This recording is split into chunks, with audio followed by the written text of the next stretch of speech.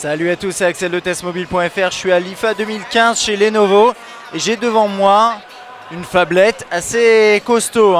Pour moi, c'est bon. C'est phablette, mais c'est quand même plus une tablette, mais qui fait téléphone. Donc bon, on appelle ça une phablette. D'ailleurs, son petit nom, c'est Fab Plus. Donc c'est le début du mot phablette, vous l'avez compris. Alors c'est un terminal qui a un écran de 6,8 pouces. Donc c'est là qu'on on se dit...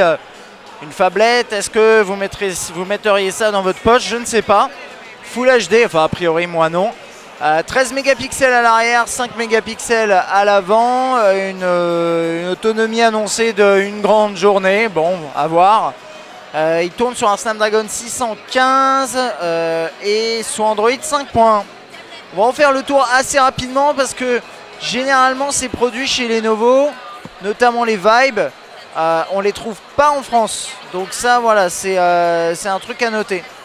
Donc là vous avez tout ce qui est sortie audio, caméra frontale, quelques capteurs, bouton on-off, verrouiller, déverrouiller, volume, micro USB, un micro aussi, accès à la SIM a priori,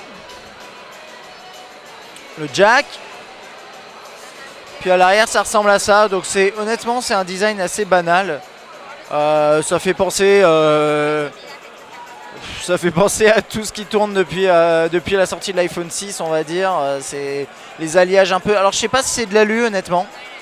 Je pense que oui. Avec voilà les inserts, le côté rond, enfin bref, vous voyez le genre. Double tap, non. Si, double tap, ok. Et on se retrouve dans l'interface. Dual SIM apparemment, d'après ce que je vois.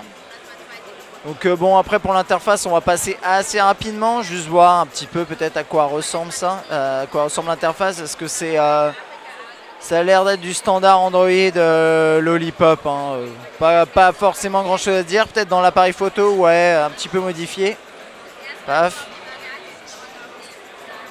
Quelques paramètres ici. Réglage des ISO, exposition, balance des blancs, une option anti-bruit. Je crois pas qu'il y ait de système de stabilisateur optique, mais en tout cas il y en a un logiciel, un mode beauté, toujours très important. On va voir ce que donne le clavier sur un appareil comme ça. New message. Voilà, ça donne ça. Après vous pouvez en télécharger d'autres. Un truc qui peut être intéressant aussi, c'est le mode à une main. Donc c'est juste là. En toute franchise, j'ai aucune stricte idée de comment on l'utilise. Là, on a un raccourci rapide vers certains trucs, comme ça. Alors, certaines options comme ça. Je vais rester appuyé là, on va voir. Non, est-ce qu'il faut aller le chercher là? Non.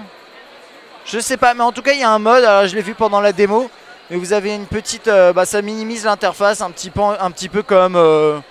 je sais pas, sur certains autres terminaux Note par exemple, mais pas uniquement.